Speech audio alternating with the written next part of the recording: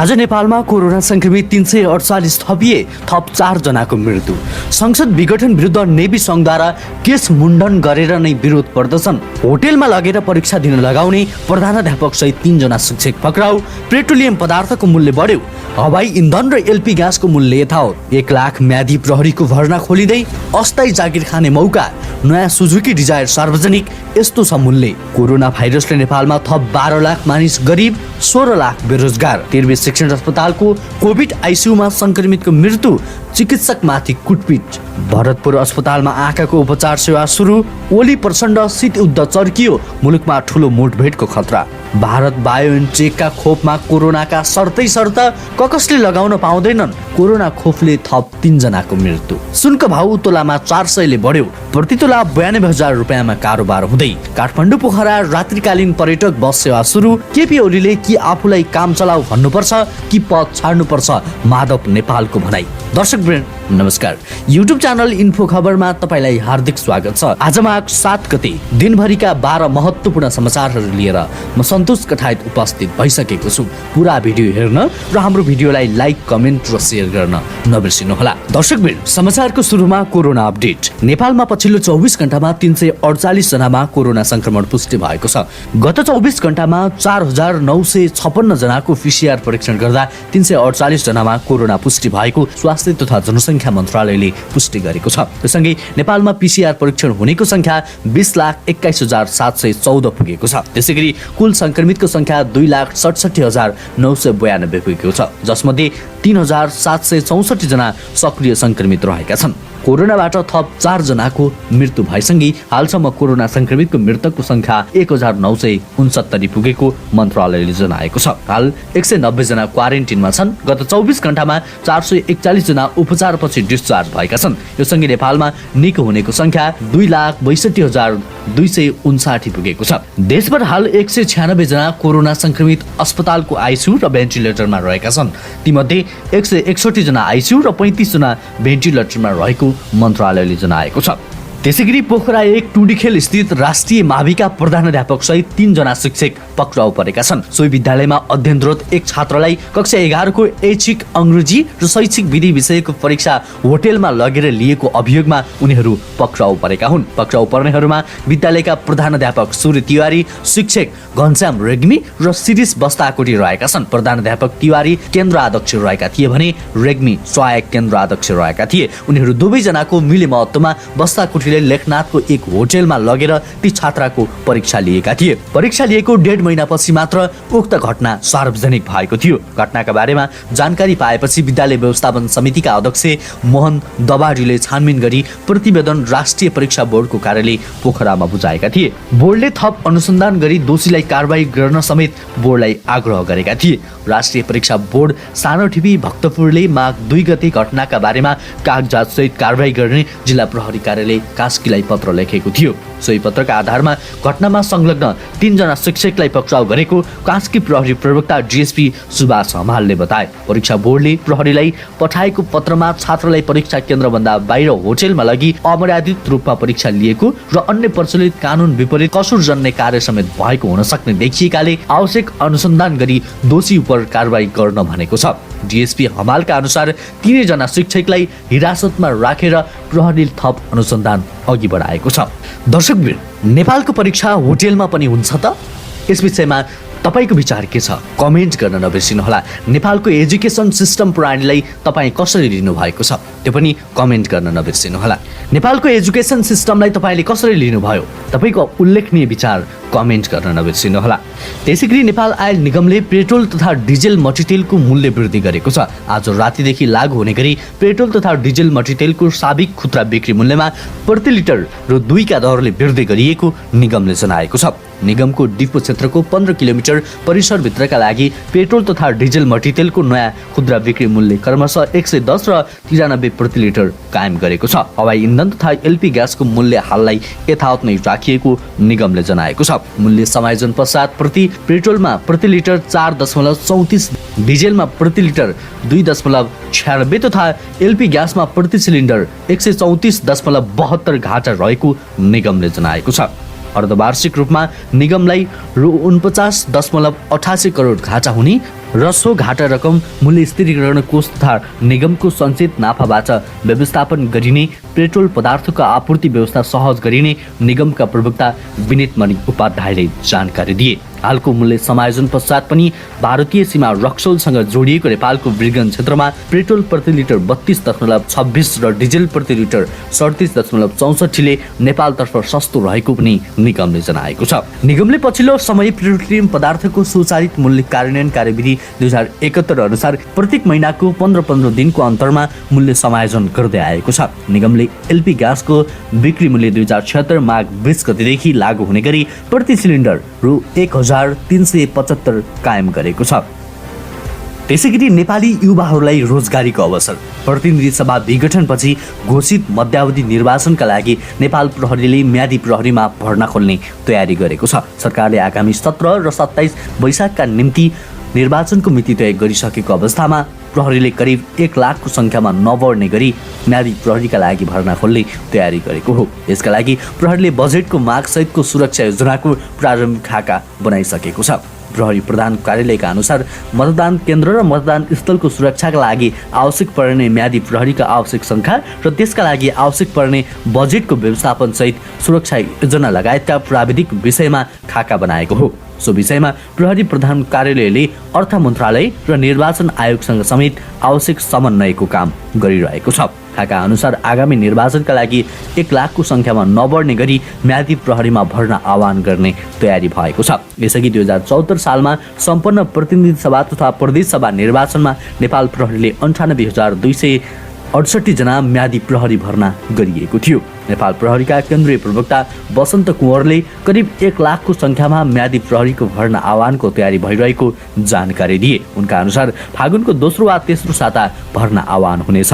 49,000मा केही संख्या बढ्ने गरी म्यादी प्रहरीको भर्ना खुलाउने तयारी भएको छ। फागुन 15 देखि 20 सम्ममा सबै प्राविधिक विषयमा टुङ्गो लगाएपछि भर्ना आह्वान गरिने तयारी हो, प्रहरी प्रवक्ता कुँवरले राजधानीसँग भने। उनले निर्वाचनको 2 महिना अघिसम्म भर्ना आह्वान गर्दा पनि तालिम दिएर उनीहरूलाई निर्वाचनका लागि तयार गर्न सकिने विगतको अनुभव समेत रहेको बताए। दर्शकवृन्द, अब सुनचाँदी सम्बन्धी जानकारी।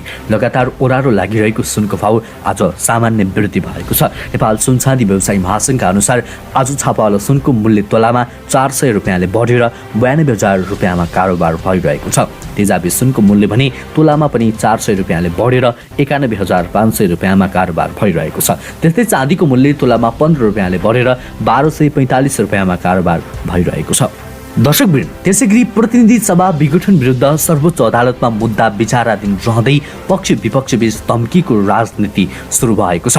प्रधानमन्त्री केपी शर्मा ओली र नेकपाको दाहाल नेपाल समूहका अध्यक्षहरू प्रचण्ड र माधव कुमार नेपालले मुठभेडको भाषा प्रयोग गर्न थालेका छन्। अहिले शीत युद्धको अवस्था उत्कर्षमा पुगेर मुठभेडमा पुग्ने अवस्था बन्दै गएको छ। प्रधानमन्त्री ओलीले संवैधानिक इजलासमा रहेका न्यायाधीशहरूलाई भेटेको खुलासा भएपछि उनले त्यसलाई अस्वीकार गरेका छन्। मुद्दालाई प्रभावित पार्न खोजेको आरोप ओलीमाथि छ। निर्वाचन आयोगलाई समेत प्रभावित पारेर निर्णय आफ्नो पक्षमा ल्याउन लागि परेको आरोप लागेको छ। ओलीमाथि दबाब बढाउन प्रचण्ड र माधव कुमार नेपालले पनि आँधीबेहरी ल्याउने चेतावनी दिइसकेका छन्। संविधान बचाउन प्रतिनिधि सभा पुनर्स्थापनाको विकल्प छैन र यसका लागि जुनसुकै कठोर कदमका लागि पनि तयार हुनुपर्छ भन्ने सन्देश प्रचण्डले दिइरहेका छन्। उनले गणतन्त्र जोगाउन जुनसुकै मूल्य चुकाउने चेतावनी पनि दिइसकेका छन्। देशमा ठुलै मुठभेडको खतरा बढेर गएको छ। पार्टी कार्यकर्तालाई आक्रामक बन्न पनि निर्देशन दिइसकेका छन्। प्रचण्डले अब आन्दोलन शाहकारी नहुने भनेका छन्। आइतबार युवा विद्यार्थीको भेलालाई सम्बोधन गर्दै सिंह जस्तै गर्जने गरी आन्दोलन गर्ने बताए। लाठी खान पनि आफू तयार हुने बताए। माधव कुमार नेपालले पनि सुनामी ल्याउने चेतावनी दिइसकेका छन्। उनले अब आन्दोलनको आँधीबेहरी ल्याउने भनेका छन्। प्रचण्डले ओलीका कारण गणतन्त्र नै सखाप हुने देखेर जीवन र मरणको लडाईँ लड्ने सन्देश दिएका हुन्। उनको पछिल्लो अभिव्यक्ति लाठी खान तयार रहेको र मर्न पनि तयार रहेको सम्मको छ। यो आफैमा ठुलो मुठभेडको सङ्केत हो। दर्शकवृन्द, के नेपालमा अब पुनः युद्ध सुरु हुन्छ त? तपाईँलाई के लाग्छ? तपाईँको उल्लेखनीय विचार कमेन्ट गर्नुहोला।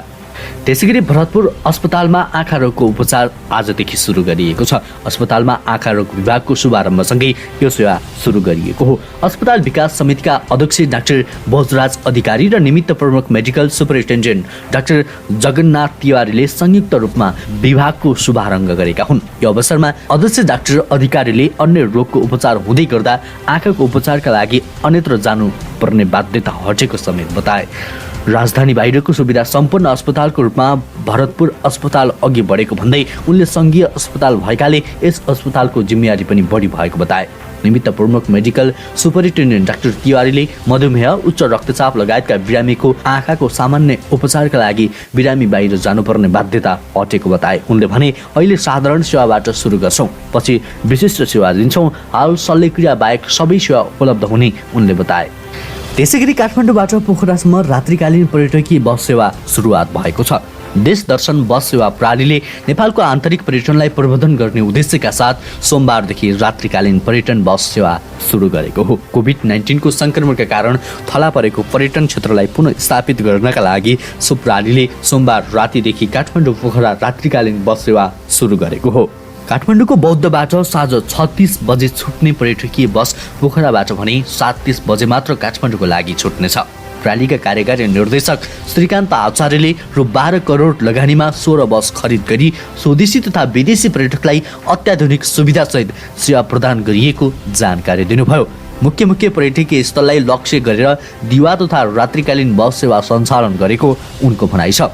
प्रणालीले यसअघि नै काठमाडौँ जनकपुर, काठमाडौँ सुनौल र काठमाडौँ जनकपुर, काठमाडौँ सुनौली र काठमाडौँ लुम्बिनी रात्रिकालीन पर्यटकीय बस सेवा सञ्चालन गरिसकेको छ। आन्तरिक तथा बाह्य पर्यटकलाई बस चढ्नु अगाडि शरीरको तापक्रम मापन गर्ने आन्तरिक तथा बाह्य पर्यटकलाई बस चढ्नु अघि शरीरको तापक्रम मापन गर्ने, चालक सहचालक यात्रुलाई मास्कको अनिवार्य व्यवस्था गर्ने, बसभित्र सेनिटाइजर गर्ने लगायतका सम्पूर्ण व्यवस्था मिलाएको प्रणालीका बजार व्यवस्थापक प्रहलाद लोहनीले बताउनुभयो। रात्रिकालीन बसको टिकट देश दर्शन बस प्रणालीले वेबसाइट, नेटपे, लग्जरियस ट्राभल्स र ई-सेवा मार्फत प्राप्त गर्न सकिने उहाँको भनाइ छ। त्यसैगरी कोरोना भाइरस महामारीका कारण नेपालको अर्थतन्त्र र मानव विकासमा समेत निकै नकारात्मक प्रभाव परेको सरकारले गरेको एउटा अध्ययनले देखाएको अधिकारीहरूले बताएका छन्। राष्ट्रिय योजना आयोगले गरेको कोभिड-19 सम्बन्धी अध्ययन प्रतिवेदन अनुसार नेपाली अर्थतन्त्रमा महामारीका विभिन्न नकारात्मक असरहरू देखा परेका छन्। प्रतिवेदनका अनुसार नेपालमा कोरोना भाइरस महामारीका कारण गरिबीको रेखामुनिका मानिसहरूको सङ्ख्या बढेको छ। आयोगले सोमबार आफ्नो वेबसाइटमा राखेको वार्षिक प्रतिवेदनमा दिएको उक्त अध्ययन प्रतिवेदनको सारांश अनुसार 15औं योजनाको गरिबी घटाउने लक्ष्यलाई कोरोना भाइरस महामारीले दबावमा पारेको छ। अध्ययन प्रतिवेदनको सारांशमा भनिएको छ, आर्थिक वर्ष 2076-77 गरिबी 16.7% पुर्याउने लक्ष्य योजना 15औंले लिएकोमा बन्दाबन्दीको कारण आर्थिक वृद्धि दर सङ्कुचित रहन गएकाले सो आर्थिक वर्षमा करिब अपेक्षा गरिएको भन्दा 4%ले गरिबी बढेको र सो अनुसार थप 12 लाख जनसङ्ख्या गरिबीको रेखामुनि पर्न गएको अनुमान छ। उक्त अध्ययनका अनुसार कोरोना भाइरस महामारीका कारण नेपालमा देखा परेको अर्को ठूलो समस्या हो बेरोजगारीको। महामारीका कारण वैदेशिक रोजगारीमा रहेकाहरू स्वदेश फर्किनु परेको र देशभित्रै पनि कैयौंले रोजगारी गुमाउनु परेको अवस्था सिर्जना भएको बेरोजगारको संख्यामा निकै वृद्धि भएको प्रतिवेदनमा उल्लेख गरिएको छ। गएको असारसम्ममा अनुमानित 16 लाख मानिसहरूले रोजगारी गुमाएको एक अध्ययनले देखाएको छ। प्रतिवेदनको सारांशमा भनिएको छ, कोभिड-19 संक्रमण नियन्त्रणका लागि गरिएको बन्दाबन्दीले रोजगारीमा अत्यन्त ठूलो प्रभाव पारेको छ। अनौपचारिक क्षेत्रतर्फ ठूलो संख्यामा कामदार कर्मचारीले रोजगारी गुमाउनु परेको देखिन्छ। वैदेशिक रोजगारीमा रहेकाहरूमध्ये उल्लेखनीय संख्याले रोजगारी गुमाएका छन्, तर उनीहरू स्वदेश फर्किने क्रम जारी छ। 2077 असार मसान्तसम्म आन्तरिक रूपमा 9,24,000 जनाले रोजगारी गुमाएको अनुमान छ भने विदेशमा रोजगारी गुमाउनेको नेपालीको अनुमानित संख्या 6,40,000 रहेको छ। त्यसैगरी भारतमा कोरोना भाइरस विरुद्धको भ्याक्सिन लगाएका 3 स्वास्थ्य कर्मीको हृदयघातका कारण मृत्यु भएको छ। मृत्यु हुनेमा एकजना उत्तर प्रदेशको मुरादाबादका 46 वर्षीय स्वास्थ्य कर्मी रहेका छन्। उनको आइतबार साँझ मृत्यु भएको हो। कोरोना भाइरस कोभिड-19 को विरुद्धको खोप विकास गरेको भारतीय कम्पनी भारत बायोइन्टेकले खोपको विकासका लागि विभिन्न शर्त जारी राखेको छ। कम्पनीले आफ्नो कोभ्याक्सिन खोप एलर्जीको समस्या भएका र ज्वरो र अनियमित रक्तस्राव रगत पातलो बनाउने औषधि खाइरहेका र प्रतिरक्षा क्षमता बढाउने औषधि लिइरहेका मानिसहरूलाई नलिन सुझाव दिएको छ। कुरा गरौँ यसको साइड इफेक्ट बारे। विज्ञप्तिमा कम्पनीका अनुसार कोभ्याक्सिन गम्भीर एलर्जिक प्रतिक्रियाको कारण पनि बन्न सक्छ, जसको कारण श्वास प्रश्वासमा समस्या, अनुहार तथा घाँटी सुध्रिने, मुटुको गति बढ्ने, रिङ्गाटो लाग्ने, कमजोरी हुने जस्ता स्वास्थ्य समस्या देखा पर्न सक्छन्। भारत बायोटेकले कोभ्याक्सिन बारे प्याट सिट जारी गरेको छ, जसमा सम्भावित नकारात्मक असरबारे जानकारी दिएको छ। कोभ्याक्सिन खोपको अहिले तेस्रो चरणको क्लिनिकल परीक्षण चलिरहेको छ। अहिलेसम्म यो खोप कति प्रभावकारी भन्ने जानकारी दिइसकिएको छैन।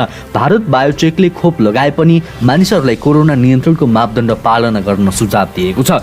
भारतको स्वास्थ्य मन्त्रालयले मानिसहरूलाई आफूले चाहेको कोरोना खोप लगाउने अनुमति दिएको छैन, तर मानिसहरूले खोप लगाउने वा नलगाउने भन्ने निर्णय गर्ने आफैले सक्नेछन्। भारतीय पत्रिका द हिन्दूका अनुसार कोभ्याक्सिन लगाए पनि अहिलेसम्म 447 जना मानिसमा यसको साइड इफेक्ट देखिएको छ, जसमध्ये 3 जनालाई अस्पतालमा भर्ना गरिएको थियो।